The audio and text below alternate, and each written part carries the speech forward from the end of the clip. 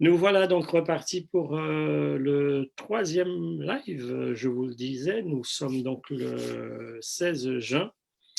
Nous avions prévu de démarrer à 19h30, il est 19h35. Nous avons eu des petits soucis de connexion.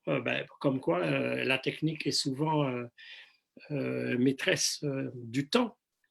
Et face à cette réalité, nous nous plions, petits vivants mortels que nous sommes, et que quand la technique réussit, nous sommes beaucoup plus heureux. Voilà, donc nous vous attendons comme promis. Nous revenons vers vous pour un troisième live. Vous aviez compris que nous avons démarré pendant ce confinement, enfin juste après la période du confinement, au début du déconfinement, parce que nous ne voulions pas rester les bras croisés parce que nous venions d'annuler nos représentations exceptionnelles autour de l'impossible procès que nous avions programmé du 21 au 24 mai. Nous avons démarré le live pour ne pas rester les bras croisés. Voilà, parce que vivre sans culture, sans lieu culturel, ça n'a pas démarré, me dit-il. Alors, on vérifie. Astrid, est-ce que vous voyez, est-ce que le live a démarré ou pas? Voilà, est-ce que le live a démarré ou pas? C'est toujours pareil. Alors, on me confirme que oui, on me confirme que oui. Donc, je disais, on patiente le temps de vous faire arriver. Vous savez très bien comment ça marche. On convoque tout le monde sur le quai, mais tant que le train n'est pas arrivé, on ne monte pas à bord.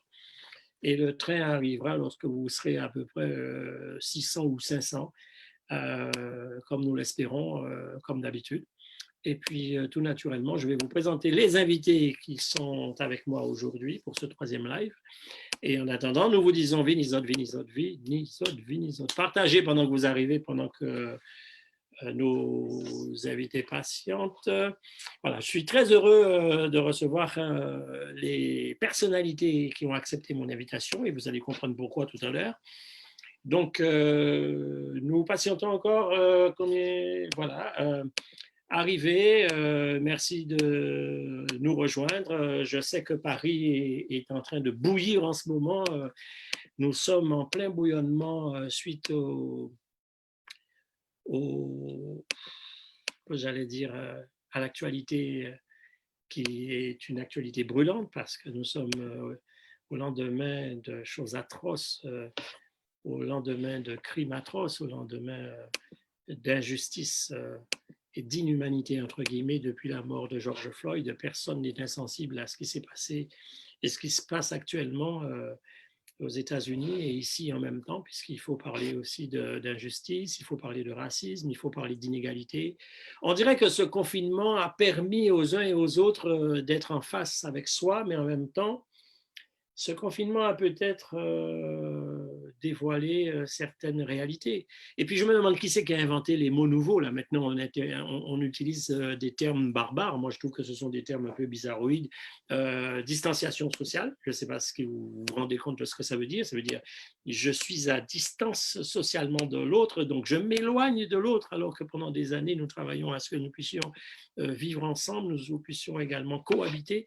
Et là, à cause d'un petit microbe, au moment où je disais régulièrement, enfin, nous sommes tous égaux en droit, devant la maladie, devant la peur, devant la mort, nous qui sommes aussi dans le milieu du spectacle, pour la première fois depuis que je fais ce métier, je crois que c'est peut-être même la première fois où tous les artistes du monde entier, mais surtout de la France, puisque nous sommes en France, tous les artistes français ont vécu le même drame. Plus personne ne travaille, aucun lieu culturel ouvert. Et je crois qu'on a tous subi le même sort. Et pour une fois, nous avons tous été égaux en droit. Et ça, c'est unique. Mais on peut regretter que les lieux culturels aient été fermés aussi vite. Tous ne sont pas toujours ouverts encore. On attend le 22 juin pour les cinémas et les salles de spectacle. Et donc, ça me permet de dire bienvenue à ceux qui nous rejoignent. Je continue de tchatcher comme ça, je vous dis, je patiente le temps pour vous de ranger vos courses dans le frigo. Merci Raïd Desbranches, merci Caroline Savard. Ah, merci Caroline. Caroline est en Martinique, elle est québécoise et elle fait partie de la distribution de l'Impossible Procès, puisque c'est elle qui interprète le procureur avec de façon extraordinaire. Merci Caroline d'être avec nous. Caroline également qui vit en Martinique, donc forcément qui représente tous les comédiens de la Martinique. Je vais le nommer. Il y a Alex Donot, il y a Éric Delors, il y a Boris Balustre, il y a Marc-Julien Louca. Je nomme également les comédiens de Guadeloupe, Harry Baltus, Johan Piziou. On est très nombreux dans cette distribution. J'en parle parce que c'est l'actualité, hein, parce que j'étais en train de dire que nous avons démarré les lives, tout simplement parce que, bonjour Los Jason, merci d'être avec nous. Bonjour Muriel Jasmin. Ah, il y a des fidèles que je retrouve avec grand plaisir. André Edinval Sidambarum, honneur et respect, merci d'être avec nous. Merci de nous rejoindre, vous êtes de plus en plus nombreux, mais tant mieux. Et puis je disais donc que nous avions commencé les lives depuis l'annulation de notre spectacle qui était programmé au Théâtre de la Cartoucherie. Et croyez-moi, ça faisait bien 3 ans et demi hein, qu'on travaillait à la recherche d'un lieu parisien. Ce n'est pas toujours évident, mais je vous jure que enfin, nous avions réussi à trouver un lieu pour nous accueillir en co-réalisation grâce à Ariane Mouchkine, qui nous a recommandé auprès d'Antonio, qui est le directeur du théâtre de l'Épée de Bois à la Cartoucherie. Et il a fallu que ce petit microbe fasse tout annuler. Mais nous sommes donc programmés à nouveau en octobre. C'est la bonne nouvelle. Donc, notez bien, du 5 au 28 octobre, au Théâtre de l'Épée de Bois, vous allez pouvoir retrouver les représentations exceptionnelles, 16 représentations de L'Impossible Procès, le texte que j'ai adapté du texte de Guy Lafage. Et puis, je salue tous ceux qui arrivent. Bonsoir, Los. De Douala au Cameroun. Alors, merci. Bonjour le Cameroun, bonjour l'Afrique. Merci, Los, d'être là. Polo Cucci, merci. Merci à tous. Arrivez, parce que le thème d'aujourd'hui est un thème très, très, très important à mes yeux, parce que nous sommes aussi dans le souci de la transmission. Esther Myrtil, qui est avec nous, vous le dira également. Donc, je vous dis que c'est très important par rapport au thème que nous allons aborder aujourd'hui. Et donc, nous n'allons pas tarder à démarrer comme ça. C'est l'avantage avec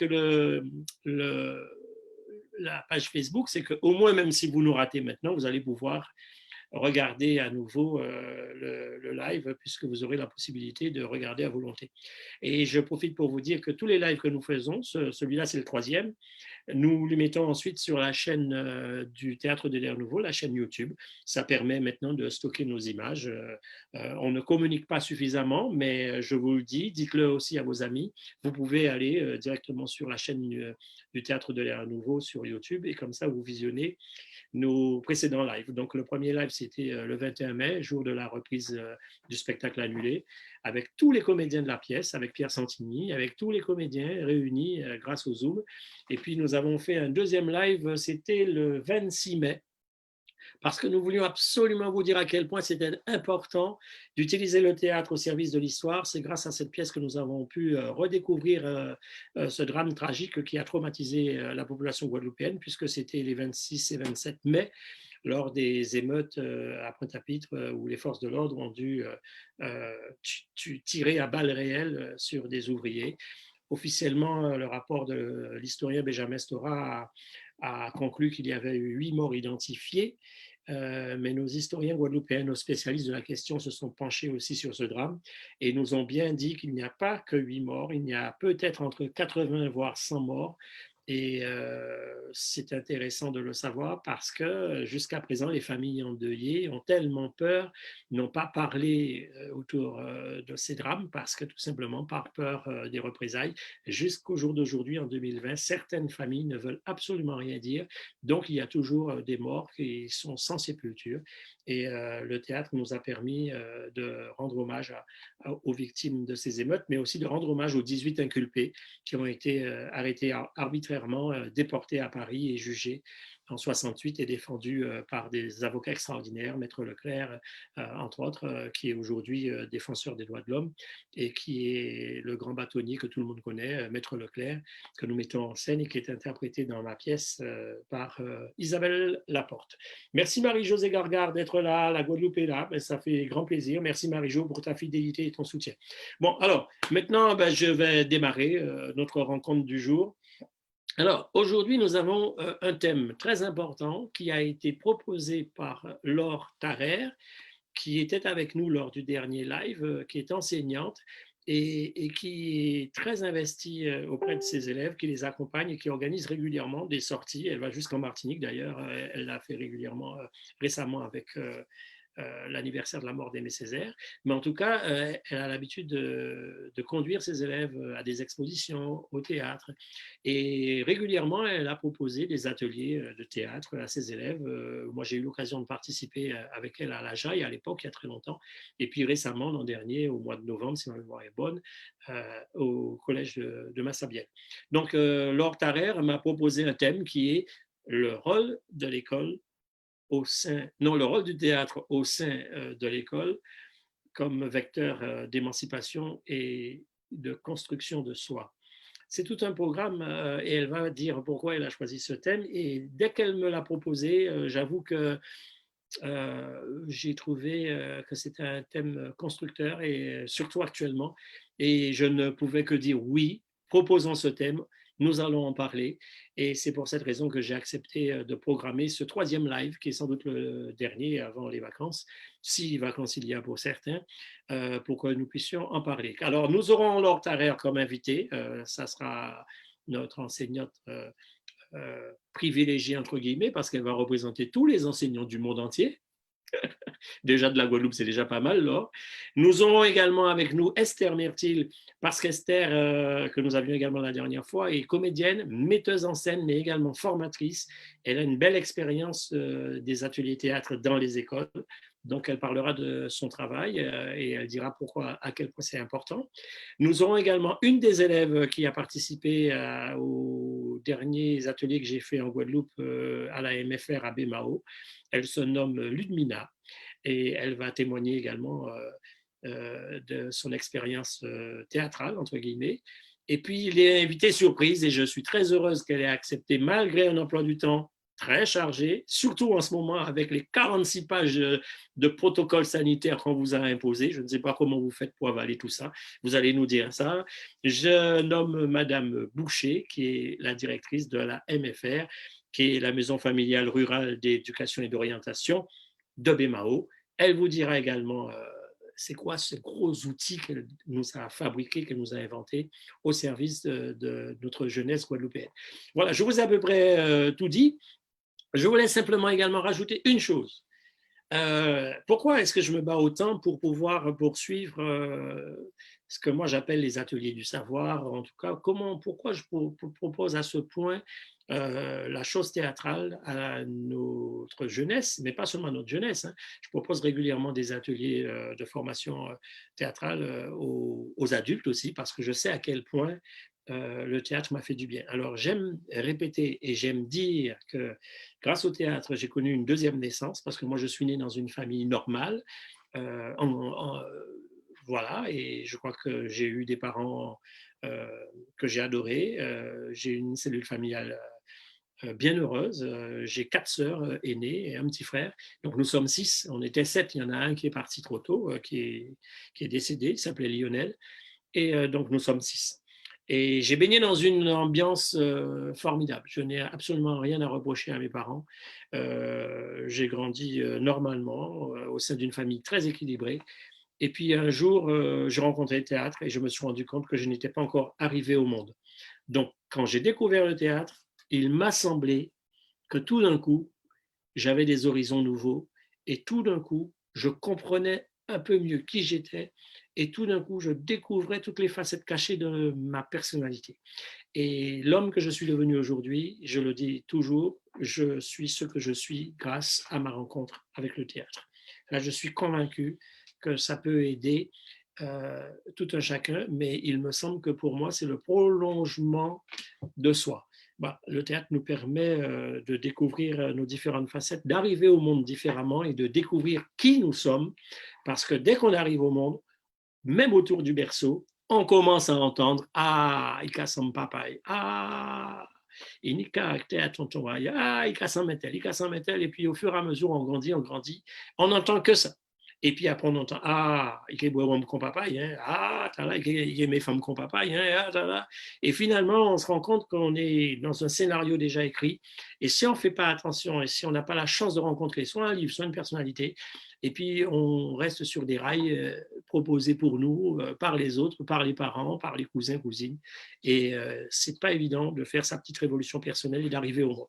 Voilà, j'ai enfin résumé les raisons pour lesquelles j'ai accepté la proposition de Laure et je vous dis merci.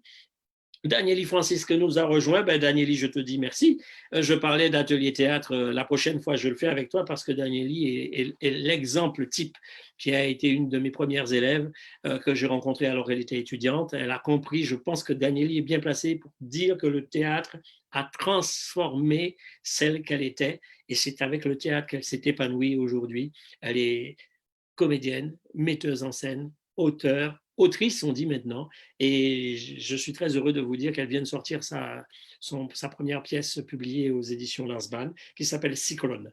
Donc, allez commander déjà. Merci Dani, merci Canel. Oh, Canel est parmi nous. Merci Canel, ce qui est faire. Est-ce que je peux dire Canel, tu permets? Parce que tout à l'heure, j'ai parlé de ce confinement qui a été un confinement difficile pour nous. Mais pardonne-moi, Canel, mais je dis juste parce que pendant cette période aussi, je pense à tous ceux qui ont perdu un parent proche. Et Canel me pardonnera, mais je suis obligé de dire que le 1er avril, nous avons aussi perdu une grande sœur, aux Anges Silou, qui nous a quittés, aux Anges qui était une grande militante, une journaliste extraordinaire et qui était passionnée de cinéma, qui était vraiment une de nos porte-paroles du cinéma dans le monde entier. Et aux Anges, malheureusement, est parti ce 1er avril et ce n'est pas un poisson d'avril. Voilà, Canel, pardonne-moi de l'avoir dit, mais je ne pouvais pas, rien qu'en voyant le nom de Canel, ne pas évoquer la mémoire d'Osange, qui est une amie de très longue date, 40 ans d'amitié. Donc, Canel, encore une fois, je suis convaincu et je le sais, Osange doit être très fier de ta robustesse et de ton courage exceptionnel. Voilà, reste positive et elle est avec nous et elle est encore dans nos cœurs et pour toujours et à jamais. Merci, Canel. Et puis, Roland Chipan, Danieli, Marie, Séverine, merci, bonjour à tout le monde. Alors, donc Laure, tu vas être notre première invitée, entre guillemets, puisque c'est toi qui as lancé le thème. Pour ceux qui nous rejoignent, je rappelle que c'est un thème proposé par Laure Tarrer, qui est enseignante. Et le thème, je vais te laisser nous le rappeler. Laure, bienvenue parmi nous. Je suis très, très heureux que tu sois également encore une fois parmi nous pour ce 3e live. Comment ça va, Laure? Bonjour, est-ce que tu m'entends? Oui, bonjour, j'espère que tout le monde m'entend. Oui, on Oui, ça t'entend va? parfaitement, on t'entend. D'accord, donc effectivement, j'ai proposé à Luc que l'on parle donc du théâtre comme vecteur à la fois de construction de soi, mais aussi d'émancipation et, oui, c'est ça, d'émancipation, de construction de soi, d'épanouissement, voilà le mot que je cherchais. Alors, je vais d'abord commencer par une citation de Peter Brook qui dit: si le théâtre, c'est la vie, alors l'apprentissage du théâtre peut devenir l'apprentissage de la vie. J'ai trouvé que cette phrase résumait, cette citation résumait à elle seule ce que peut représenter effectivement le théâtre dans la vie de tous ceux qui ont la chance de pouvoir donc pratiquer cet art, ce spectacle vivant. Alors pour nous les enseignants, on a tendance à dire aux élèves que le théâtre c'est à la fois un texte, mais pas seulement, c'est surtout un spectacle vivant. Et pourquoi vivant? Parce que contrairement au cinéma où il y a des caméras, on va faire un premier jet, on va reprendre et on peut faire 25 000 fois la même scène. Le théâtre, c'est vrai que ça peut être un texte, mais ça peut être aussi une improvisation.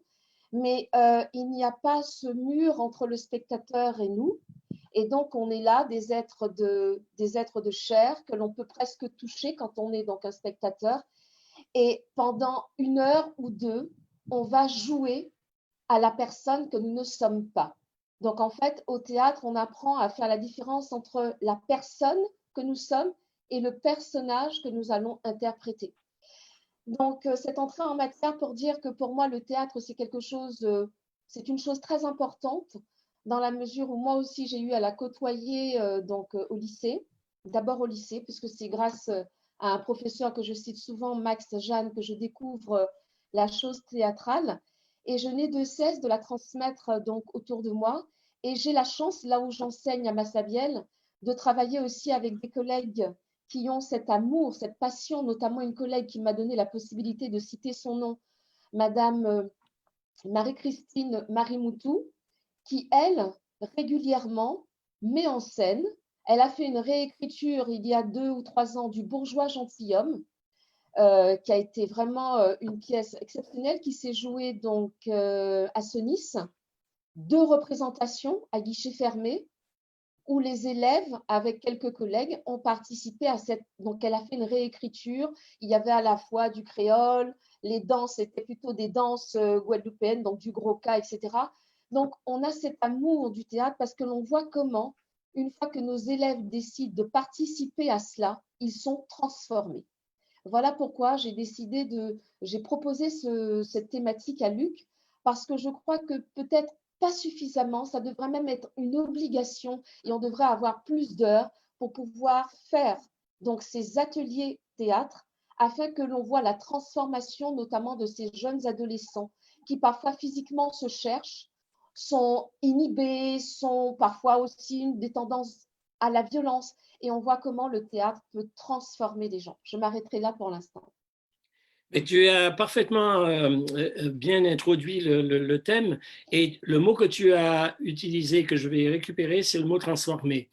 Oui, la pratique théâtrale transforme l'individu et plus on le commence tôt, mieux c'est. Je parlais d'épanouissement et c'est vrai que quand tu cites Peter Brook et qui parle de l'apprentissage de la vie, forcément c'est lié.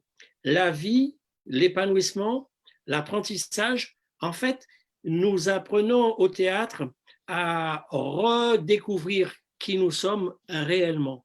Il est vrai que quand on arrive au monde, on est persuadé de se connaître. Je dis bien on est persuadé de se connaître. La plupart du temps, on ne se connaît pas encore. Et c'est très important qu'au niveau de l'école, on puisse voir à quel point un individu n'est peut-être pas encore arrivé au monde et il est tout simplement au sein de sa famille familiale, au sein de la famille familiale, la cellule familiale, pardon, il est un des numéros de la famille. Après, il est celui qui porte le regard de son père, de sa mère, mais en même temps, il est uniquement celui qu'on croit qu'il est. Et il rentre à l'école en découvrant avec ses camarades et avec ses enseignants la vie, entre guillemets. Mais au niveau de sa personnalité, il est clair que peut-être qu'il n'a pas encore cerné exactement qui il est. Alors certains disent « Ah, mais je suis timide ». Et je suis timide parce que souvent on lui a dit « Ah, mais tu es timide, toi ».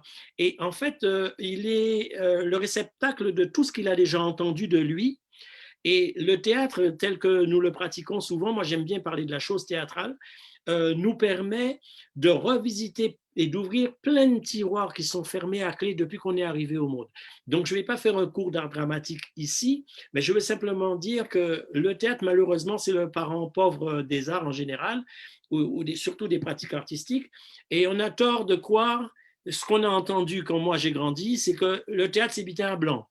Alors, moi, quand j'ai grandi, mes premiers pas au théâtre, c'est quand j'ai été voir avec l'école, d'ailleurs, j'étais à l'école à Massabielle, et j'ai été voir mes premiers spectacles à la Renaissance. C'était la compagnie Gosselin qui jouait des pièces de Molière.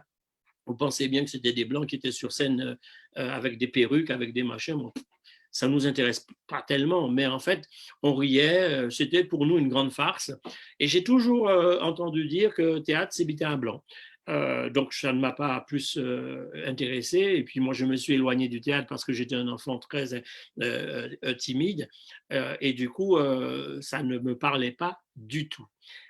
Mais il est vrai que chez nous, quand on parle théâtre, on parle trop souvent de sketch, de théâtre, de comique, et on croit que notre théâtre se limite à la caricature de nous, la moquerie de nous et uniquement rire de nous. Ça, c'est un aspect de la chose théâtrale. On a des théâtres de boulevard, c'est normal, on a des théâtres, des pièces comiques, c'est pas un souci. Mais on a aussi ce théâtre qui te forge l'esprit, qui te développe une personnalité. Je vais pas être long, mais le mot transformer, c'est le mot qu'on doit garder en tête pour savoir à quel point ça peut faire du bien à un enfant qui est en train de grandir. Et ça, je peux vous dire que ça chasse tous les complexes dont on a hérité, quel que soit l'âge. Ça chasse tous les complexes, j'en suis convaincu. Je te remercie, Laure. On va poursuivre avec Esther. Esther, qui est aussi comédienne, metteuse en scène et qui a une grande expérience de la formation. Esther, tu complètes les réflexions de Laure, mais surtout, j'ai très envie de te dire, de nous dire à quel point tu es convaincu que notre jeunesse pourrait gagner si on lui faisait découvrir plus régulièrement le théâtre et la pratique théâtrale à travers nos ateliers. Alors, Esther, est-ce que tu m'entends? Esther? Non, tu enverras Esther. Alors, tu dois ouvrir ton micro, je te vois, mais je ne t'entends pas. Et maintenant? C'est parfait. Et maintenant? Parfait. Oui, Esther. Alors, dans un premier temps, merci. Merci de m'accueillir à nouveau sur cette plateforme. Alors, je me nourris parce que je ne m'insurge pas comme une détentrice d'un savoir absolu. Il n'est pas question que j'arrive aujourd'hui au sein d'un groupe, dans une plateforme, en disant « moi, je », parce que tout ce que j'ai entendu depuis le début de cette plateforme me nourrit et ça fait écho chez moi. Vous n'avez cessé, Laure et toi, de parler de cette transformation et un mot que vous n'avez pas employé, si vous m'autorisez à l'employer pour compléter vos propos, c'est la déconstruction d'un format tout établi. Le théâtre nous aide effectivement à faire exploser les codes éducationnels qui ne sont pas forcément mauvais, mais dans lesquels on s'enferme. Il est peut-être pas judicieux d'arriver au théâtre avec des certitudes, avec ce qu'on pourrait appeler une psychologie, avec des normes tout établies. Parce que qu'est-ce que le théâtre? Si ce n'est que la vie en elle-même, comme l'a dit Brooke, et plein d'autres encore, mais si ce n'est aussi que de pouvoir lever l'embargo sur les préjugés et les a priori. Alors, mon regret de ces années de transmission que j'opère dans les publics les plus diversifiés que possible, y compris dans le milieu universitaire, puisque, bon, après, ce n'est pas une question de diplôme, mais j'ai quand même passé ce qu'on appelle le diplôme d'état d'enseignement du théâtre à Rochechouart-Cadet à Paris. Lorsque j'ai passé ce diplôme, j'étais consciente que je n'avais pas la prétention de connaître mieux que quiconque le répertoire du théâtre occidental, mais de m'y intéresser tout en ayant une pertinence, une singularité. Parce que le théâtre caribéen, puisque j'y suis, le théâtre guadeloupéen caribéen, a cette extrême particularité de contenir des esthétiques dans lesquelles pas mal de théâtres d'ailleurs peuvent s'y reconnaître. Le théâtre de la cruauté, par exemple, qui consiste à mettre en avant, en exergue, des éléments qui ne passent pas uniquement que par l'écrit. Nous sommes dans une conjugaison où l'oral, l'écrit, le symbole du magico-religieux, le non-dit, la symbolique du geste nous entoure, nous habite.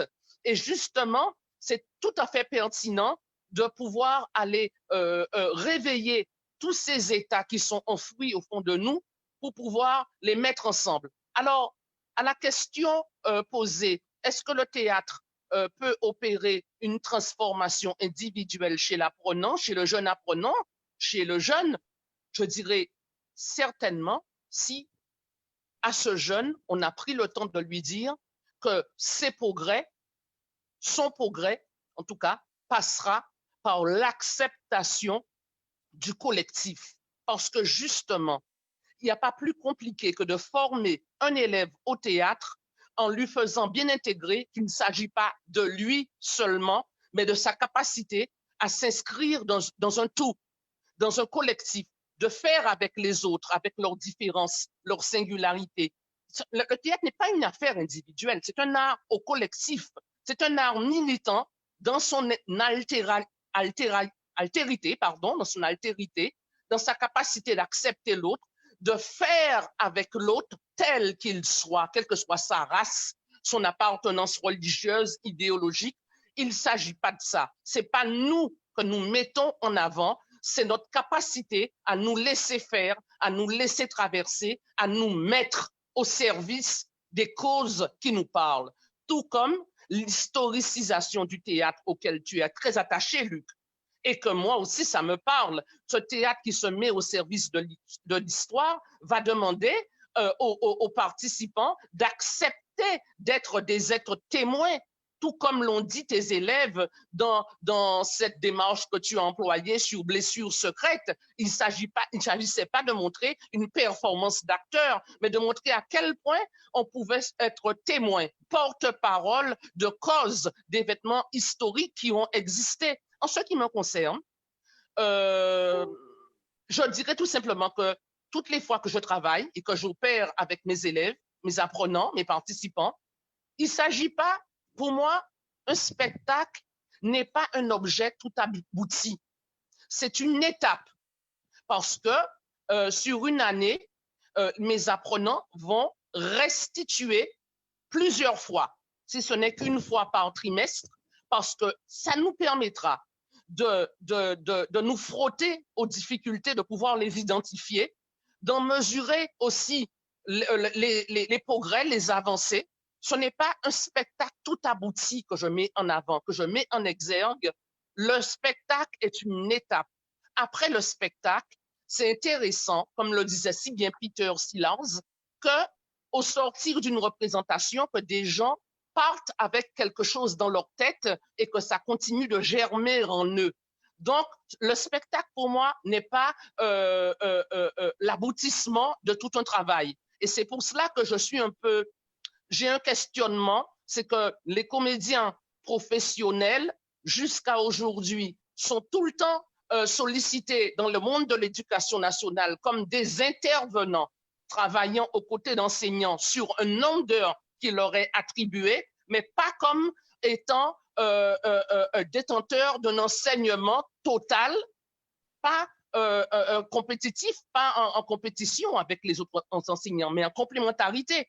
Pourquoi un comédien, un metteur en scène et pédagogue ne pourrait pas se retrouver dans le monde de l'éducation nationale à proposer un enseignement qui est à la fois théorique et pratique, habité, contenant des évaluations, des restitutions, des bilans et des notes qui pourraient, pourquoi pas, compléter les autres notes des matières existantes. Je l'ai fait à l'université, mais ça reste encore à titre optionnel. On parle d'option théâtre, mais on ne parle pas du théâtre vraiment comme la pratique d'un enseignement total et complémentaire aux autres enseignements. Or, le jeune qui aborde le théâtre et que ça lui parle et que ça répercute en lui, s'il a un pédagogue généreux, sensible et aimant, ce même jeune va découvrir qu'il regardera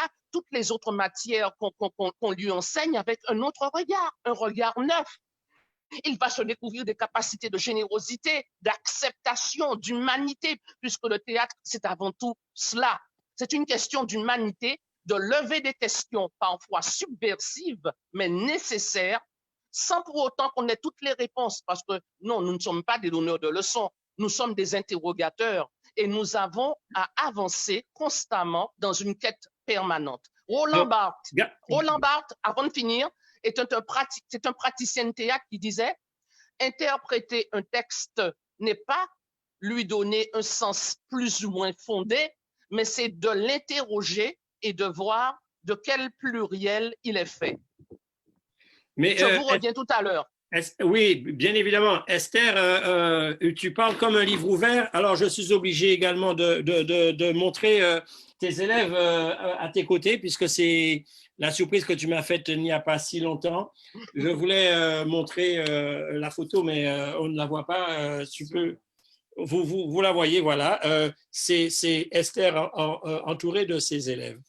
Voilà. Alors, Esther, tu as pratiquement résumé une des réflexions essentielles, et j'aimerais même rajouter simplement que Le tort que nous avons, je crois, c'est qu'à chaque fois qu'on fait allusion à l'art théâtral, on l'utilise comme une sorte d'animation.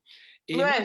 je pense qu'on souffre du fait que nous, quand on intervient dans les établissements scolaires, Mhm. souvent je dis dans mon programme écrit que ça ne peut pas faire l'objet d'animation pour modifier le regard qui est porté soit sur le travail de l'intervenant, soit sur C'est la vrai. pratique théâtrale elle-même.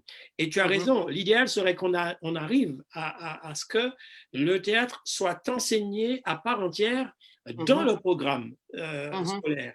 Et Mhm. je pense que là, maintenant, dans le confinement, j'ai entendu le président de la République, lorsqu'il a fait la réunion avec les représentants de la culture, dire qu'il fallait faire jaillir des idées, c'est le moment d'accoucher de nouvelles idées et qu'il fallait faire sortir des commandes publiques.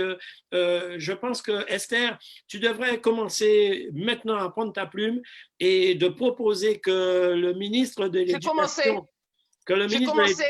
qui a fait depuis 2 ans maintenant les rentrées scolaires avec la Mhm. musique, je n'ai rien contre la musique, mais la différence Mhm. avec la musique, c'est que la musique, on a besoin d'un instrument, c'est-à-dire qu'on a besoin d'un support extérieur.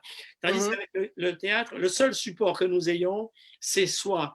Et c'est ça, pour ça qu'on parle du mot transformation, c'est qu'à un moment Mhm. donné, c'est l'instrument qui est ce que nous sommes, qu'on Mhm. arrivera un jour à revisiter de façon originale, de façon à ce qu'on puisse mieux s'épanouir et d'aller vers une élévation et d'aller vers une transformation de soi pour chasser les complexes hérités d'hier. Et C'est vrai. tu as parfaitement Luc, résumé. J'ai presque envie aussi de dire, je souligne que certains font des remarques. Olivier qui disait j'ai toujours voulu faire du théâtre, mais j'ai jamais osé. Aujourd'hui, Olivier, il n'est jamais trop tard. C'est pas parce qu'on est adulte qu'on ne pourrait Non? pas céder à la tentation de pratiquer. Il n'est jamais trop tard. J'ai eu des élèves de 90 ans et je peux vous dire qu'à 90 ans, j'ai vu des gens se transformer. Donc Nathalie Vérac qui est avec nous, je te remercie Nathalie d'être là. Francis Galpin, voilà encore une pratiquante et une des élèves des ateliers du savoir. Et j'ai envie de te dire également, Esther, euh, j'ai quand même envie de dire qu'il est important pour nous professionnels d'aller au bout de ce que nous avons envie de défendre. Quand on fait un atelier théâtre dans les écoles et quand on voit, et souvent, des fois, il est difficile d'obtenir même le silence. Et vous savez qu'il y a des élèves qui ne savent pas c'est quoi le silence. Tout à fait. Et c'est tout d'un coup, ils découvrent face à vous, ils découvrent le silence. C'est quelque chose d'extraordinaire, mais je me demande si pendant Extraordinaire. le confinement, on n'a pas entendu des silences. Et du coup, ça aide à revoir et à revisiter soit son environnement, soit la vie qu'on a toujours connue depuis qu'on est arrivé au monde, mais il faut avoir la chance de tomber sur le bon pédagogue. Et je crois que la bonne méthode, c'est celle-là qu'il faut au service de l'épanouissement de nos enfants. Et si l'école acceptait définitivement d'inscrire le théâtre comme une matière à part entière, je suis convaincu que nos enfants demain pourront peut-être se défendre également avec un poème ou avec un texte plutôt Tout que à de passer fait. directement au point ou au canif. Tout à fait. Bon, je ne vais pas être Luc, très long. est-ce que tu me permets d'intervenir juste un instant? Est-ce que tu Oui, m'entends? oui. Je voulais juste rebondir sur ce qu'Esther avait dit. Esther, magistrale, hein. Esther, je suis entièrement d'accord avec toi. Depuis des années, je dis qu'il ne faut pas considérer, parce que quand j'ai enseigné en Martinique, j'ai travaillé avec ton acteur, comment est-ce qu'il s'appelle, cet acteur haïtien qui joue aussi dans Ah, la ah, pièce, Rudy oui, Siller? Rudy Siller. Rudy Siller, Ah, J'ai ok. excellent. travaillé, Ok. j'ai travaillé avec Rudy Siller donc au cours de ma première année d'enseignement, donc il y a très longtemps. Et en fait, on le considérait juste comme un animateur socio-culturel pour faire du bruit. C'est ce que m'avait dit un directeur. Et moi, donc, ça remonte déjà il y a quelques années, je m'étais battue et j'avais tenu exactement les mêmes propos que toi, Esther. J'avais dit qu'il fallait véritablement que ce soit quelqu'un qui soit en charge d'une matière. Même si moi, en tant qu'enseignante de français et passionnée du théâtre, je peux faire certaines choses, mais ce n'est pas ma formation. Et si on veut mettre de la compétence, Parce qu'aujourd'hui, comme Luc le faisait remarquer lors du dernier live, en terminale, maintenant, les élèves ont un grand oral. Ils n'ont pas pu le passer cette année à cause du confinement. C'est un peu particulier, mais à partir de l'an prochain, ce sera effectivement mis en place. Et c'est quoi un grand oral? Sinon, se mettre en scène. Par conséquent, je me dis qu'on ne peut pas donner ce type de choses sérieuses à des gens qui sont juste passionnés. C'est comme si moi, par exemple, j'aime beaucoup l'esthétique, mais je ne vais pas ouvrir donc mon truc d'esthétique parce que je ne suis pas formée pour ça. Et c'est la raison pour laquelle je me bats depuis des années pour qu'il y ait donc l'enseignement du théâtre comme matière à part entière. Et cela va servir à tous les élèves. Pourquoi? Parce que les objectifs pédagogiques se retrouvent dans toutes les autres matières. Travailler sur le comportement, développer son attention, sa concentration, apprendre à canaliser son énergie, se connaître, découvrir son corps et ses limites. Mais ça, on en a besoin dans toutes les matières. C'est la raison pour laquelle je me dis que c'est dommage que l'on considère cela comme l'affaire du prof de français un peu illuminé, tout à fait. alors qu'en fait, c'est quelque chose qui doit considérer l'ensemble de l'école. C'est pour ça que j'insistais là-dessus. Si notre réflexion d'aujourd'hui doit aboutir à une conclusion, ce sera celle-là. On ne peut pas demander à un prof de lettres, sous prétexte qu'elle est prof de lettres ou prof de français, d'être responsable d'une animation, entre guillemets, ce qu'ils appellent aller animer un atelier théâtre. Exactement. Non, c'est pas vrai, parce que vous risquez de fâcher l'enfant avec le théâtre, parce qu'il y a des bonnes méthodes et il y a des mauvaises méthodes, et il y a des mauvaises méthodes qui vous fâchent définitivement. Et tu as dit un mot quand on parle du grand oral, ça veut dire qu'on va demander à l'élève de se mettre en scène, mais on ne se met pas en scène comme ça.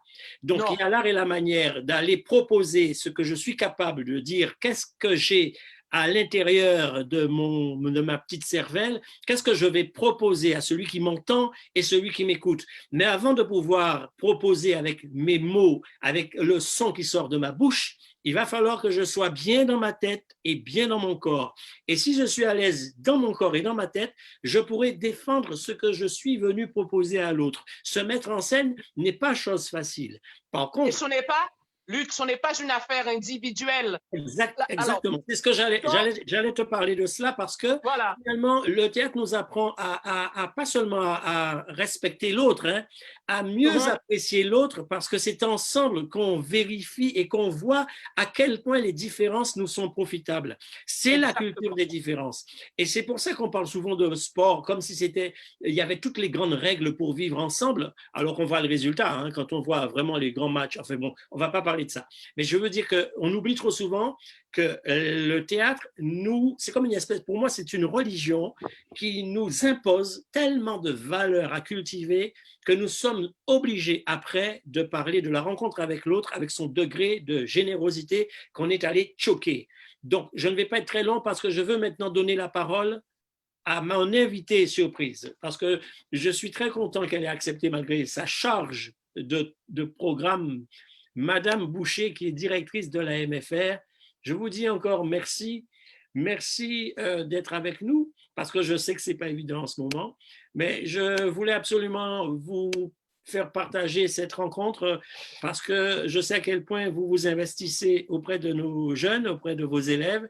Et comme j'ai aussi participé à un atelier au sein de la MFR, à la demande de Madame Marie-France Gorham de la ville de Bémao, j'ai découvert une maison que je ne connaissais pas, mais j'ai découvert des gens formidables et avec un tel degré d'investissement que je n'ai jamais oublié cette aventure en 2018. Donc, je vous donne la parole en vous disant merci de partager aussi vos réflexions, parce que pour la première fois, j'ai été chez vous avec ma pratique théâtrale, avec ma volonté de faire. Mais aviez-vous déjà entendu parler théâtre avant mon arrivée chez vous, Madame Boucher?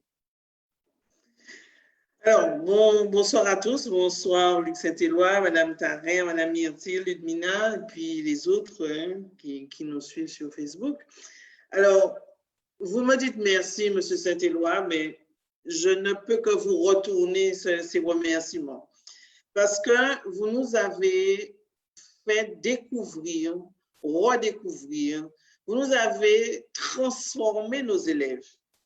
Et c'est vrai que, bon, le mot transformer a déjà été beaucoup dit, mais j'ai une collègue qui, lorsqu'elle a vu la pièce, elle a dit « yo mot foisezot ». Et je crois que ce terme-là, il convient tout à fait à nos élèves parce que nous avons été transportés, sublimés, nous avons pleuré, nous sommes passés par différents sentiments ce jour-là parce qu'on ne s'attendait pas à ce que nous avons vu. Nous avons découvert des élèves que nous voyions au départ timides, qui n'ont pas d'habitude, comment dire, enfin, je ne trouve même pas les mots pour dire comment ces élèves nous ont transportés ce jour-là. Alors, c'est vrai que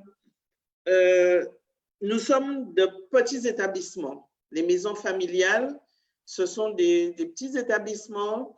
Nous mettons en avant l'alternance puisque nos jeunes sont très actifs sur le terrain. Ils vont au stage, ils reviennent. Nous avons cette alternance de cours théoriques et de formation pratique avec de différents lieux d'apprentissage que sont les entreprises en fonction des diplômes que nous menons dans les MFR. Et nous savions déjà nos élèves capables d'acquérir un certain nombre de compétences techniques, professionnelles. Ce sont des jeunes qui, comme tous les jeunes, hein, ce ne sont pas des jeunes plus difficiles que les autres, mais c'est vrai que nous avons cette réputation de recevoir des élèves qui sont peut-être volontiers décrocheurs, ou encore des élèves qui, avec la chose scolaire, n'ont peut-être pas beaucoup d'affinité, mais vous les avez côtoyés et vous avez vu comment on peut travailler avec ces jeunes-là. Et enfin, j'ai envie de dire, c'est tout à leur honneur, hein, ces jeunes, de mettre aussi du cœur, ils ont mis du cœur à l'ouvrage par rapport à ce que vous nous avez proposé. Lorsque vous êtes venu nous voir avec les services culturels de la ville de Bimao, ben, nous étions contents de cette approche-là, de cette possibilité qui nous était offerte, ben, de permettre à un groupe d'élèves de participer à une expérience particulière. Et le travail qui a été réalisé au fil du temps, alors, pour nous, c'était évident, hein, c'était évident de mettre tous les moyens, les modestes moyens dont nous disposons, à savoir ben, une salle, du temps, permettre aux parents parce que les parents aussi, il faudrait qu'on les remercie, qu'on les salue, parce que certains des élèves n'étaient pas internes, donc ça veut dire qu'il fallait quand même venir les récupérer, et pour autant, ils ont joué le jeu et ça a donné le résultat que nous avons vu. Normalement, dans nos établissements, à travers les formations que nous avons un grand volet qui doit être laissé à l'éducation socioculturelle. J'en ai entendu parler tout à l'heure. Un grand volet, normalement, doit être laissé à ces formations, puisque nous relevons du ministère de l'Agriculture. Ce sont des formations agricoles à la base, et l'éducation socioculturelle, c'est la clé de voûte, normalement, de la formation. Sauf que mais les moyens financiers font que, parce qu'il faut parler aussi de cela, les moyens financiers font que mais nous n'avons pas toujours possibilité que d'offrir à ces jeunes ce que nous aurions souhaité. Et lorsque ce projet avec les jeunes, avec la municipalité de Bimao est venu sur le tapis, ben, nous avons sauté sur l'occasion, j'ai envie de dire, parce que ça nous permettait aussi d'offrir cette possibilité aux jeunes. Alors, j'ai envie de dire, ce qu'il en est ressorti, nous avons vu aussi, au-delà de ce morphosage, de cette transformation des jeunes, nous avons vu des personnes qui, enfin, je pense qu'elles vont pouvoir le dire elles-mêmes, qui ont acquis une certaine assurance, qui ont même cela a été au-delà de toutes nos espérances, hein, puisque ça a permis aussi à une de construire, entre autres, de construire son projet professionnel. J'espère qu'elle va en parler. Mais ça a surtout aussi permis aux autres d'avoir plus, de s'affirmer davantage au sein de la classe et de pouvoir se déterminer ou encore se positionner dans leur environnement familial dans un premier temps, mais aussi au sein du groupe classe. Et puis même au-delà, d'arriver à se projeter professionnellement par la suite. Mais j'espère qu'elles vont pouvoir en parler elles-mêmes. Je vais m'arrêter là pour l'instant. Merci, Mme Boucher. C'est vrai que peut-être qu'il faudrait même commencer à publier nos rapports, parce que du coup, il est important de faire partager les synthèses, parce que c'est sur le terrain. Pendant, on reçoit et après, on peut mesurer quelles sont les traces que ça a laissées.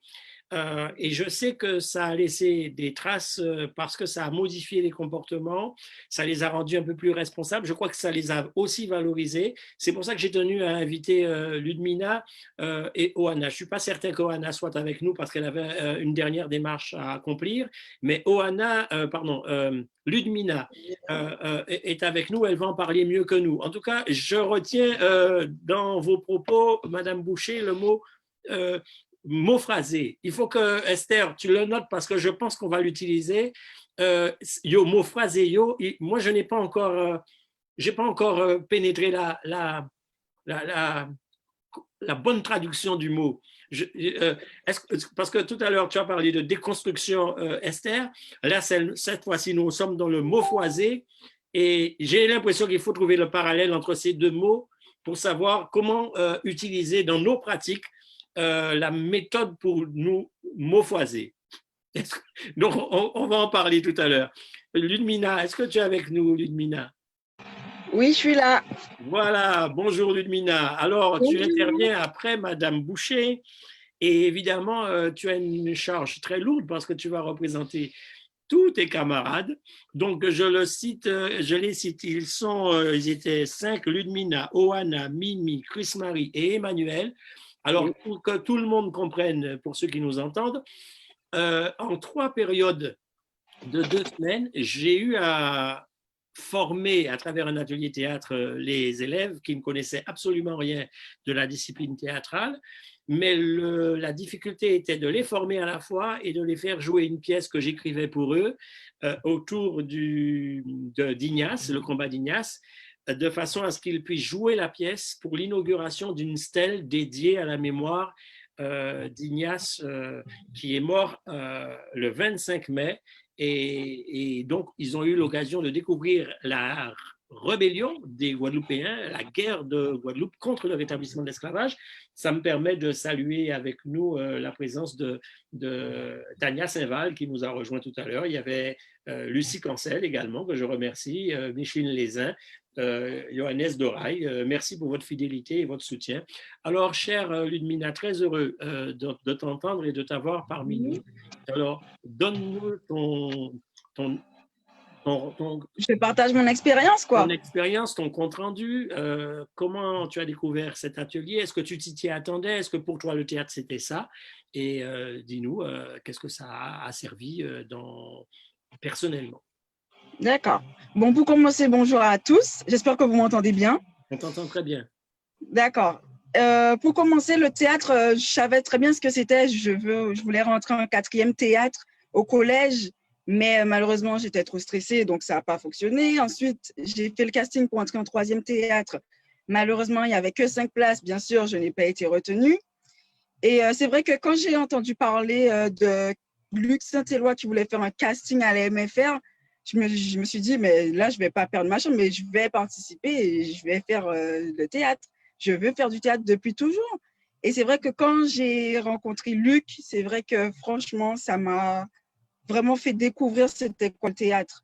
Parce que c'est vrai qu'au début, on a peut-être une idée du théâtre qui n'est pas ce qu'on le ressent, qu'on le fait. Je ne sais pas comment expliquer, mais c'est vrai que ce que j'imaginais du théâtre, ce n'est pas vraiment ce que j'ai vécu. Moi, je m'imaginais que oui, j'allais être avec des amis, on allait me donner un texte, et voilà, j'allais réciter le texte. j'allais être filmée, peut-être j'allais peut-être passer à la télé. Mais en fait, non, pas du tout. C'est vrai que ça a plus empathie sur moi-même que, franchement, que ce que je m'imaginais. C'est vrai que quand on m'a dit que, par contre, je devais terminer à 19h, je me suis dit, pardon, comment ça, je vais terminer à 19h et tout, genre. Mais après, j'en ai parlé avec mon papa, j'ai fait, papa, genre, on fait du théâtre à l'MFR, on va faire du théâtre et tout. Parce que j'ai dit à mon papa que j'avais été prise. Et c'est vrai que j'étais trop contente. Moi, Mindrid, celle qui a fait partie avec nous, on était trop contente qu'on ait entendu notre nom. On s'est serré, on s'est embrassé, on était trop contente. Et quand j'ai dit ça à mon papa m'a dit, d'accord. Et par contre, tu vas terminer à quelle heure? Et je lui ai dit 19h. Et il m'a dit, d'accord, il n'y a pas de souci. C'est vrai que d'habitude, même si je terminais à 16h30, à 17h30, mon papa, c'est à cette heure-là qu'il vient me chercher. Donc, il a l'habitude de venir me chercher tard. Donc, c'est vrai que pour lui, ça ne lui posait pas trop de problèmes. Donc, c'est vrai que suite à cela, j'ai fait le texte. C'est vrai que j'avais un petit peu de mal sur des mots. Je m'en souviens encore que Luc m'a fait répéter plusieurs fois un mot, alors que je pensais que je le disais bien, mais en fait, non, pas du tout. Et c'est vrai que, ben voilà quoi. Et jusqu'à aujourd'hui, mon texte de théâtre, il est là. Et je le lis parfois avec mon frère. Je fais mon frère faire ce que mes camarades faisaient. Donc, c'est vrai que jusqu'à aujourd'hui, il est là. Hein. Et c'est vrai que suite à cela aussi, j'ai cherché d'autres occasions. J'ai fait que de la figuration, par contre. Et suite à la figuration, j'ai eu l'occasion de rencontrer une actrice, Joséphine Jobert. Je ne sais pas si vous connaissez le Meurtre au paradis. Et elle m'a parlé de son expérience de théâtre, qu'elle a commencé avec le théâtre et qu'elle a commencé au Canada. Et ensuite, j'ai cherché et j'ai trouvé le CTQ, l'école au Canada de télévision et de théâtre. Et donc, je me suis dit que ce serait bien. J'en ai parlé avec mes parents et c'est vrai que là, malheureusement, suite aux conditions sanitaires, je n'ai pas pu passer mon bac dans des conditions que j'espérais. Mais je vais le repasser l'année prochaine, du coup. Et ensuite, je vais pouvoir continuer mon projet pour le CTQ. Et c'est vrai que aussi, je voulais dire qu'à la fin de la pièce de théâtre, quand j'ai fini le théâtre, c'est vrai que j'étais très peinée parce que je voulais continuer, je voulais que ça s'arrête jamais en fait. Mais c'est vrai que j'étais timide et là, je suis avec plein d'assurance, je ne sais même pas comment. J'étais pas sûre de moi. Maintenant, je suis sûre de moi tout le temps. Je sais ce que je veux dans la vie. C'est vrai que j'avais pas beaucoup d'estime pour moi, mais maintenant, j'en ai beaucoup plus. Et c'est vrai que ça apporte le théâtre. Ça apporte beaucoup. On m'a même appelé métamoniaque à la fin. Je suis arrivée, j'ai dit à mon papa, ça veut dire quoi métamoniaque? Il m'a dit, t'es bref, c'est toi le truc. J'ai fait quoi? Moi? Pardon, moi, j'ai toujours voulu être déléguée, j'ai jamais pu être déléguée. Alors, quand on m'a dit que métamoniaque, ça voulait dire ça, j'étais trop contente, j'étais trop fière de moi. J'étais vraiment fière de moi. Donc, voilà. Merci beaucoup. Ludmina, tu résumes avec tes mots, mais je comprends parfaitement toute l'évolution et ta transformation. Je profite que M. Jocelyn Valton m'a mis là, noir sur blanc, mophoisé égale métamorphosé, transformé, transmuté. Merci, M. Valton. Vous voyez que je m'enrichis et que j'apprends encore. Tu vois, Ludmina, là j'ai appris, là, je suis riche, là. Maintenant, je sais c'est quoi mophoisé. Parfaitement. Et tu vois, quand tu dis qu'on t'a appelé métamoniaque, c'est vrai que quand j'ai vu Ludmina avec mon petit casting pour distribuer les personnages, je lui ai donné le rôle, c'était la plus fragile d'ailleurs, mais je lui ai donné le rôle de la chef Amazon, c'est la guerrière Amazon. Et moi, je lui ai dit, c'est toi qui vas mener le combat. Elle m'a dit, moi, monsieur, c'est toi qui vas mener le combat. Et ça ne m'étonne pas que tu aies connu cette espèce de mophoisage parce que du coup, tu n'apercevais pas, tu n'avais pas encore découvert les ressorts qui étaient encore bloqués à l'intérieur de toi. Et j'avais hâte de te les montrer comme je les ai montrés aux autres. Mais ça peut vouloir dire aussi que heureusement que le théâtre t'a rencontré parce que ça t'a donné confiance en toi et que même après, tu as découvert que tu pouvais être métamoniaque. Ça veut dire qu'il faut comprendre que ça a renforcé ta personnalité parce que tu as pris confiance en toi, parce qu'ensemble, on a ouvert des tiroirs et tu as aussi découvert d'autres facettes insoupçonnées. Et donc, évidemment, Madame Boucher est bien placée pour savoir qu'elles ne t'ont pas reconnu parce que c'était toi qui menais la danse infernale contre les injustices et les inégalités et que c'était toi la chef guerrière. L'Amazone, c'était toi et ça ne m'étonne pas que tu sois arrivé aujourd'hui avec ta tête bien amarrée. C'était pour me montrer qu'il y a des traces, Ludmina. C'est bien. Je te remercie et je voulais faire intervenir les autres en disant, Francis, merci encore pour tes mots. Max Diacob, qui est chorégraphe danseur, qui nous a rejoint. Nous avons beaucoup de très bons commentaires pour vous encourager aussi et que les réflexions qu'on partage ensemble, moi je pense que c'est aussi simplement pour prendre conscience que on a tort de laisser notre théâtre comme l'art pauvre des disciplines artistiques et que c'est maintenant qu'il faut aussi faire comprendre que nous avons besoin de nos pratiques théâtrales pour pouvoir simplement valoriser notre jeunesse et parce que c'est ensemble que nous pouvons trouver et sillonner de nouveaux chemins pour pouvoir cultiver de nouvelles facettes. Esther, je voulais te faire réagir à ce que tu viens d'entendre parce que je sais et je voulais trouver le trait d'union entre déconstruire ce que nous avons été et ce qu'on a voulu faire de nous et maufoiser. Et M. Valton vient de nous donner la signification. Est-ce que tu veux réagir à ce mot-là et puis à Ludmina? On ne t'entend pas. Alors, on t'entend actif. Voilà. C'est bon là? Oui, oui, parfait. Luc Hubert Séjour disait « Yo démounez nous ». Mais nous n'y à remouner nous, c'est-à-dire nous réapproprier de ce qu'on nous a dépossédé, notre altérité, notre capacité à nous apprécier. Parce que, comme je le répète, quitte à me répéter, l'une des difficultés que moi j'ai, mais c'est pas grave, par la maïeutique, j'arrive à faire passer un certain nombre de choses. Mais particulièrement avec les adultes qui arrivent avec leur histoire personnelle et qui doivent mourir, comme tu dis si bien. Il faut que les adultes arrivent de se faire mauphraser, c'est-à-dire de taire une identité qu'on leur a forgée avec tout leur background, avec tout leur passif, pour être quelqu'un d'autre dans une histoire au théâtre, pour se mettre au service d'une autre cause. Mais surtout, encore une fois, ce n'est pas une affaire individuelle. Ce n'est pas mon texte. Ce n'est pas mon rôle, c'est un personnage qu'on m'a confié. J'accepte de me mettre au service de cette cause-là et j'accepte le regard des autres. Et très souvent, j'ai entendu des comédiens me dire « Oui, mais le théâtre, on ne peut pas museler son ego, c'est normal qu'on aime être admiré. » Je dis ça lorsqu'on va encore plus loin que ça et qu'on se rend compte qu'on prend autant de plaisir à voir une scène se jouer devant nous sans qu'on y soit et sans qu'on attende son tour. On parle de pédagogie au théâtre, mais vous ne pouvez pas savoir la difficulté qui peut exister à faire comprendre qu'on travaille une pièce en la regardant tout en n'y étant pas physiquement, en la vivant, en offrant son regard, en acceptant de dire les choses qu'on a reçues, qui nous ont impactés. Et mes élèves... Mes élèves, c'est l'une des premières choses que je leur apprends.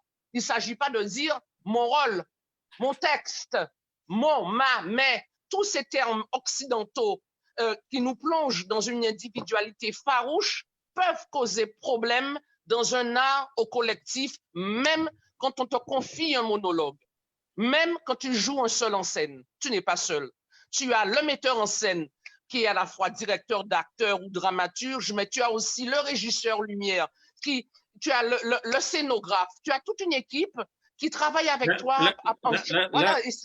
Oui, là tu parles de tous les métiers du spectacle. Un jour on fera uniquement oui, thématique. C'est vrai, je me suis, mais c'est un tout. Mais c'est important qu'on l'enseigne à nos jeunes, qu'on ne dise pas à nos jeunes, le théâtre c'est quelqu'un avec un texte sur un plateau et ça s'arrête là parce qu'on ne voit pas toute l'équipe qui est derrière. Ça fait partie de l'enseignement. C'est important de ne pas changer de sujet, mais un jour on fera pour faire découvrir tous les métiers du spectacle. Oui, alors je te passe la parole. Est-ce que je peux intervenir? Oui. Alors, en fait, Ludmina, elle m'a totalement bouleversée. Mais vraiment, parce que je me suis rappelé quelques années en arrière, quand moi aussi, je fais l'expérience de jouer une scène. Et quand je l'ai écoutée, franchement, j'étais émue parce que c'est exactement ce que ça produit quand on croit véritablement dans cette mission qu'est le théâtre. Eh bien, voilà comment on voit pardon, nos élèves se transformer. Je suis une passionnée de mon métier. Ça fait 25 ans que je l'exerce. Je dis souvent que si on n'aime pas les gens, on ne peut pas être enseignant. Si on est donc dans la détestation donc de l'être humain, dans tout ce qu'il peut représenter, on ne peut pas être un enseignant. Et donc, je n'ai pas connu Ludmina avant, mais quand je vois comment elle pétille, quand je vois comment elle dit comment les choses l'ont transformée et surtout qu'elle se dirige en plus vers donc le théâtre, mais je me dis, mais c'est ça les miracles que ça produit. C'est la raison pour laquelle je me dis que nous avons tant de jeunes qui ont des difficultés d'expression, des difficultés personnelles. Il y a tant de jeunes qui pensent au suicide, etc. Et quand ils rencontrent le théâtre, ou alors quand le théâtre les rencontre, alors je vais employer volontairement ce vocabulaire religieux, ce sont des miraculés. Et c'est la raison pour laquelle je dis, je crois qu'on ne comprend pas suffisamment quelle est notre mission quand on enseigne. Et c'est la raison pour laquelle je tiens vraiment, et je suis d'accord avec Esther, il faut que ce soit une matière à part, une matière totale, avec ses évaluations, et non pas un à côté payé au lance-pierre, mais véritablement une matière. Parce que comme disait Esther, le théâtre, c'est aussi dans la relation à l'autre, écouter l'autre, s'inscrire dans une démarche de groupe, dans un projet commun. Donc on arrive à travailler sur son ego, pas écraser l'ego pour se sentir comme on dit un caca chien, ça n'a rien à voir, hein, mais comprendre que j'existe avec l'autre et non pas contre l'autre. Exactement. Et c'est ce que je me dis que Non. la mission logiquement de l'école, c'est de former un citoyen. Et je me dis que justement le théâtre permet de former un citoyen. Et je complète, Laure, je complète parce que tu sais, souvent, on a du mal, aujourd'hui on parle beaucoup de l'autorité qui est en péril face à nos élèves. Et finalement, si tu savais à quel point dans l'enseignement théâtral, pendant nos pratiques, c'est là où les élèves souvent me font plaisir, c'est parce qu'à un moment donné, je les oblige à juger le camarade qui est sur le plateau. Et souvent, je leur dis, ce n'est pas quand vous êtes en train de jouer que vous apprenez. Vous apprenez parce que vous regardez l'autre et quand je donne les explications, vous comprenez beaucoup plus vite parce que vous n'êtes pas en train d'exécuter. Alors que celui qui écoute, il doit à la fois comprendre ce que je lui dis et exécuter aussitôt. Alors que quand on est assis, on s'oblige à regarder, à entendre, à mieux observer. Du coup, ça oblige une meilleure concentration. Mais ensuite, quand on a à juger quand le camarade est passé, c'est là où le camarade, je lui dis, tu es obligé de te taire, d'entendre tout ce qui se dit, que tu aimes ou que tu n'aimes pas. Et c'est en entendant que tu comprendras que c'est ton miroir qui vient de parler. Quand tu as ça, ça veut dire que tu es obligé d'accepter ce que l'autre dit de toi sans te fâcher et en le remerciant. C'est pour ça que l'importance de cette discipline pourrait même corriger nos enfants dans l'établissement scolaire, mais nos enfants au sein de la cellule familiale. Je ne parle même pas d'autorité, je parle de développer le respect. Et c'est souvent, tu as employé le terme miraculé, et moi je parle souvent de sacré. Ce sont des instants, on est dans le domaine du sacré, parce que nous sommes comme en religion. Il y a un tel respect de l'autre et un tel degré de générosité quand on veut aller au bout d'un exercice. Et c'est là qu'on ouvre toutes les portes qu'on n'a pas encore ouvertes. Ce serait tellement long, mais je ne pense j'avais promis 1 heure, je pense qu'on pourra chacun rajouter un mot en conclusion ou en complémentarité sans être long, parce que malheureusement, on aurait tellement de choses à dire. Mais je crois que Esther, tu auras à écrire au ministre de l'Éducation et à notre ministre. J'ai commencé, Luc, Laure, Ludmilla, Madame Boucher, tous ceux qui Oui, nous écoutent. J'ai oui. commencé quelque chose parce qu'il me fallait écrire, parce que c'était tellement violent, impétueux, en même temps rempli d'amour. Mais ce que je voulais dire, ces moments que nous sommes en train de vivre là, à plusieurs, où nous croisons nos regards, eh bien, ça me sort d'une certaine solitude qui peut être cruelle à certains moments. Donc, ça veut dire que nous avons à nous parler, à nous nourrir, à alimenter notre moteur, notre réseau émotionnel entre nous pour mieux répercuter avec nos apprenants. Donc, il faut absolument que nous prenions cette dynamique, que nous la réitérions, que nous nous retrouvions, pas pour parler et pour s'entendre parler, mais simplement pour revisiter notre pratique et croiser nos regards, parce que tout seul, on croit qu'on peut. On fait, hein, mais c'est pas pareil quand on est plusieurs et qu'on se parle et qu'on s'entend et qu'on partage. Bisous. Merci Esther, tu as entièrement raison. Je pense qu'au bout du compte, il faut aussi croiser nos pratiques et c'est pour ça que tu sais déjà pourquoi j'aime aller vers toi parce que chez toi, c'est sans calcul. Et c'est pour ça que je parle souvent de générosité. On ne peut pas faire semblant parce que je crois que ça demande un tel sacrifice de soi quand on va vers l'autre que si on veut vraiment donner, on a intérêt à s'oublier soi. Ce n'est pas donné à tout le monde. Je te dis avec le cœur, merci Esther, et on a encore de belles choses à faire avant de partir définitivement pour pouvoir transmettre à nos enfants qui nous regardent. Merci Esther. Et donc, merci à vous tous. Hein. Mais je t'en prie. Avant de passer à la parole à Madame Boucher, reste encore avec nous parce que oui, je suis là. Tu as reparlé du confinement, mais vous savez qu'il y a un danger qui nous guette, c'est que pendant ce confinement, on a utilisé des mots barbares, des mots nouveaux, et qui sont rentrés dans le langage quotidien. Vous savez, les gestes barrières, ce sont des mots belliqueux qui, si on les visite, tu ne peux pas avoir un geste barrière. Ça veut dire que c'est contraire à ce que nous sommes en train de pratiquer au théâtre.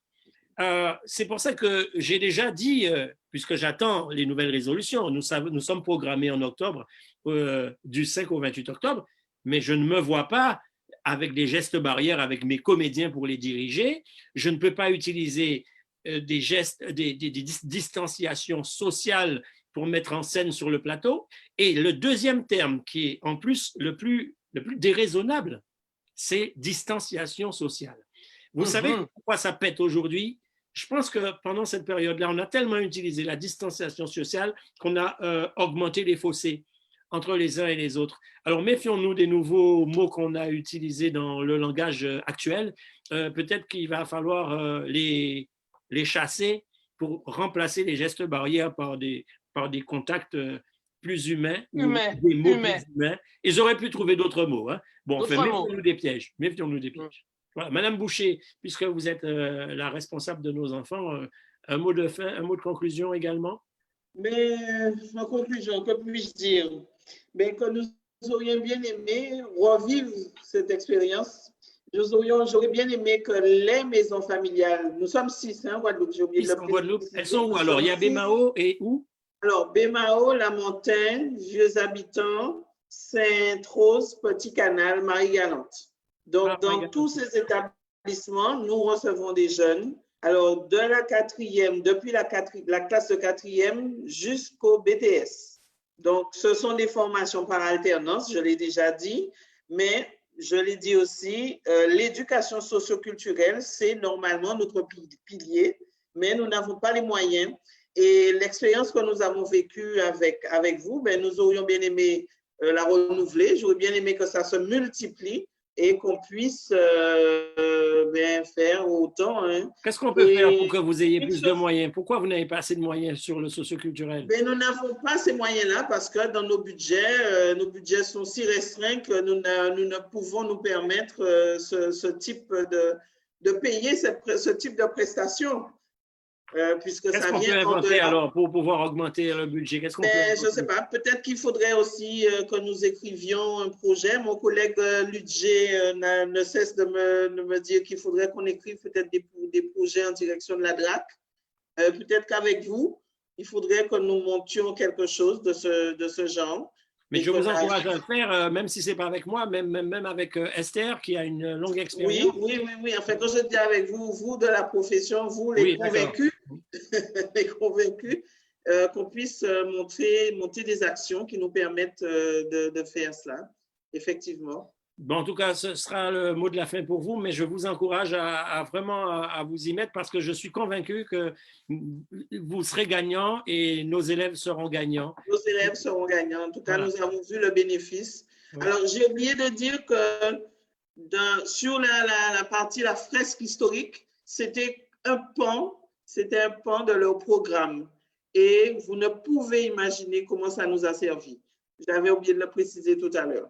Ah bon, d'accord. Alors, parce que suite à ça, nous avons filmé, nous avons repassé le film, nous avons discuté, ça a permis une appropriation différente.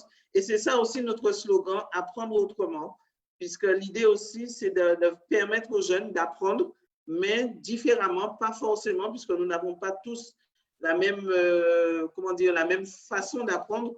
Tous les jeunes ne sont pas faits de la même manière. Absolument. Ils n'apprennent pas de la même manière. Et ça, c'était un très bon moyen, un très bon procédé pour ça. Voilà. Donc, ça a servi à toute la classe et tout l'établissement, en fait. Mais tant mieux, comme ça, vous allez servir de guide pour les autres MFR. Comme disait Jacques Roumain, l'expérience est le bâton des aveugles. Donc maintenant, vous saurez guider les autres.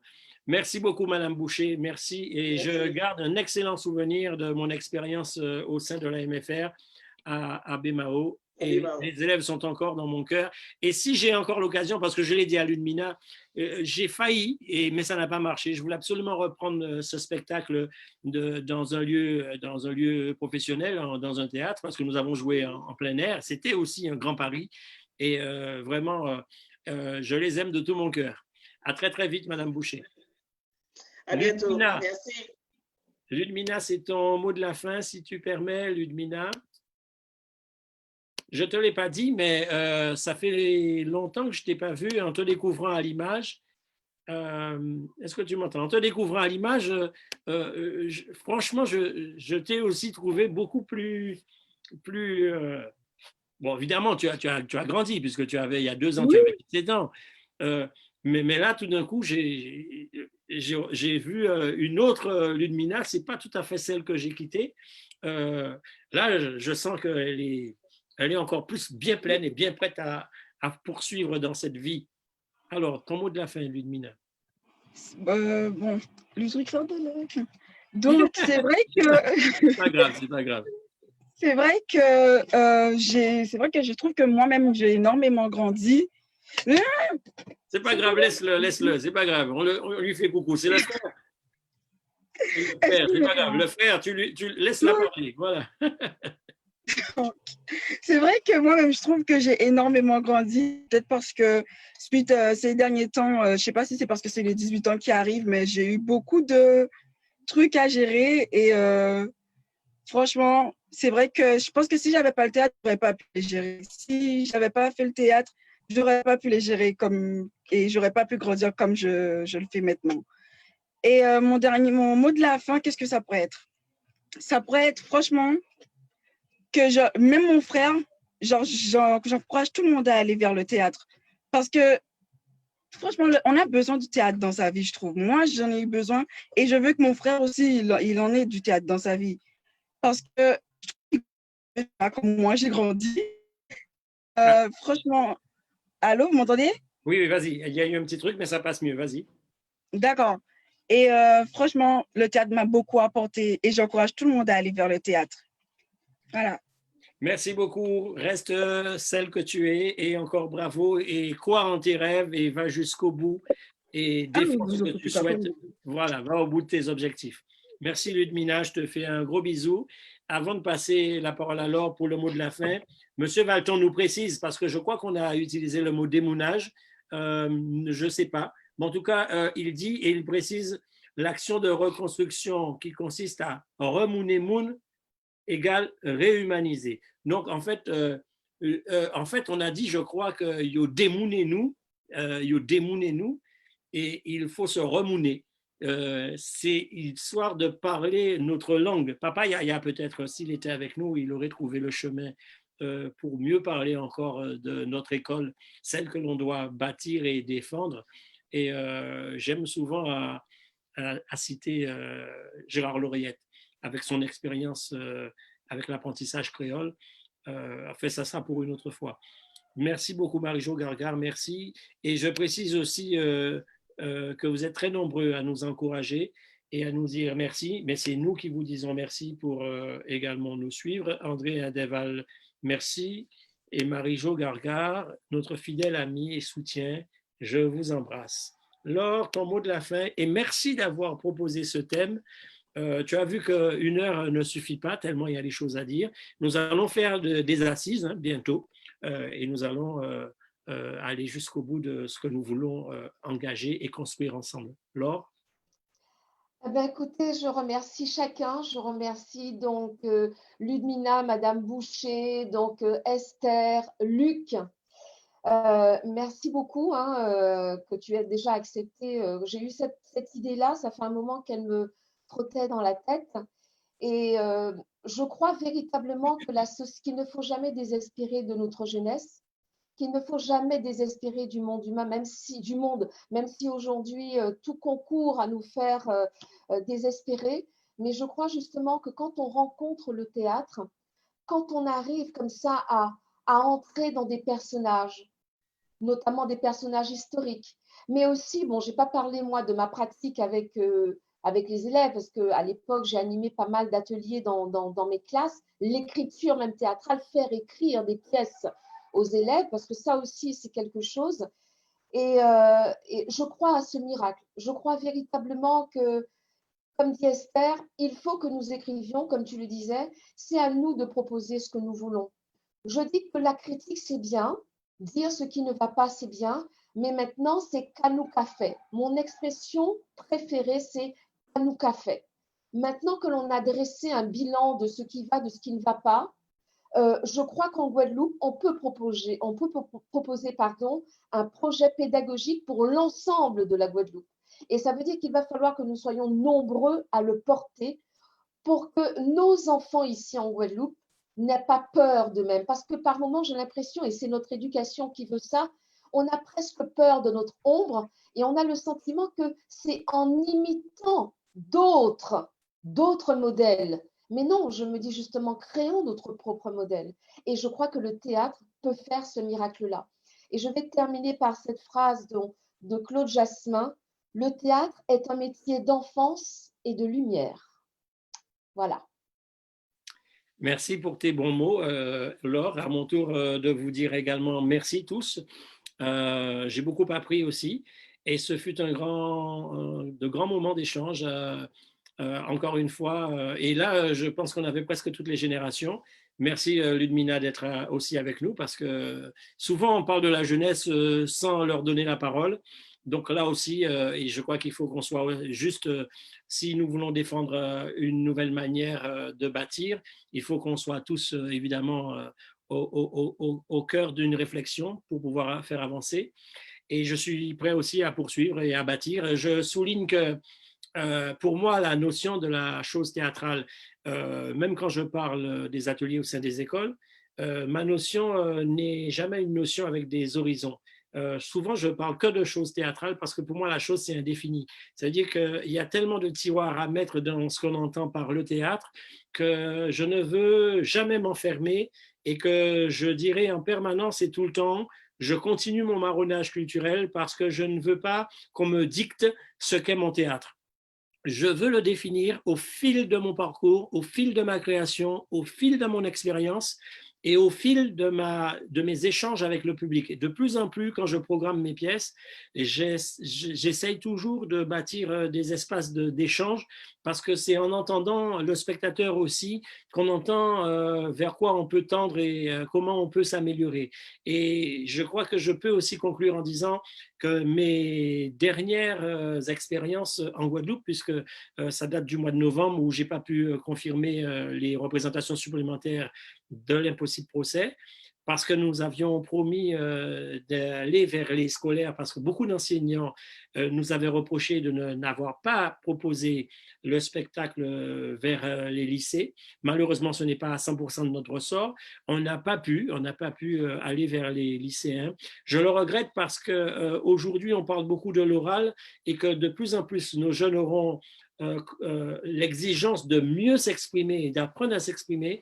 Et ce spectacle est vraiment l'idéal pour évoquer après comment prendre la parole en public, puisque c'est un procès et que le grand oral, c'est aussi les travaux concrets des avocats, quel que soit du procureur qui accuse ou que l'avocat qui défend. Toujours est-il que prendre la parole en public, c'est la base même de notre spectacle et je sais que ça aurait été extraordinaire d'aller à la rencontre des scolaires. Malheureusement, ça n'a pas été le cas, donc j'ai transformé la tournée annulée par mes libertés artistiques et c'est pour ça que j'ai proposé des rencontres avec le soutien de la DRAC, je dois le souligner, la DRAC Guadeloupe pour la première fois qui m'a accompagné. J'ai proposé donc des ateliers à Marie-Galante, au Lamentin, à Bainbridge et j'ai été vers le collège parce que j'avais décidé de retourner sur mes premiers pas à l'école. Donc, j'ai été à Massabielle où j'ai été à l'école pour la première fois, puis après au lycée Bainbridge où j'ai quitté la Guadeloupe. Voilà, en tout cas, je vous dis encore merci et faut pas croire, il y a des pièces aussi qu'on peut découvrir. Il y a des dramaturges qui ont publié. Il y a quelques pièces qu'on peut rencontrer, même si on n'a pas la chance de pratiquer. Et dans ce que j'ai expérimenté souvent, j'ai eu l'occasion à l'époque de créer ce que j'avais appelé les échos du répertoire. Les échos du répertoire me permettaient de proposer à la radio des courts extraits de pièces de théâtre pour simplement montrer à quel point on avait un répertoire théâtral, une partie publiée, une partie non publiée, mais il y a de nombreuses pièces de théâtre qui malheureusement ne sont pas suffisamment défendues parce qu'on ne fait pas le choix de défendre notre création théâtrale. Et je reste encore suspendu à ce qui me préoccupe le plus, comment poursuivre mon travail avec mon théâtre du réel. Voilà, c'est ce que je défends et le théâtre au service de l'histoire. Et c'est ainsi que je vais refermer cette parenthèse en disant que le travail se poursuit, que nos prochaines représentations, c'est du 5 au 28 octobre au Théâtre de l'Épée de Bois avec le procès des Guadeloupéens, donc l'impossible procès, et qui revient sur les événements. L'actualité nous donne raison parce qu'on ne sait pas à quel moment les crimes peuvent se renouveler et que quand on perd la vie gratuitement, il faut poursuivre le combat qu'on mène contre les violences gratuites, quelles qu'elles soient et d'où qu'elles viennent. Donc, encore une pensée pour ceux qui tombent sous les balles et ceux qui se font tuer injustement. Et encore une fois, ensemble, je sais que le combat contre le racisme est en ce moment d'actualité, mais nous devons poursuivre ensemble. Et le théâtre poursuit sa mission, qui est aussi d'être le miroir de notre monde et de notre société. Merci à tous et je vous dis à très vite et à très bientôt. Vive nous et vive le théâtre. Merci beaucoup. Bye bye. Bye bye. Au revoir.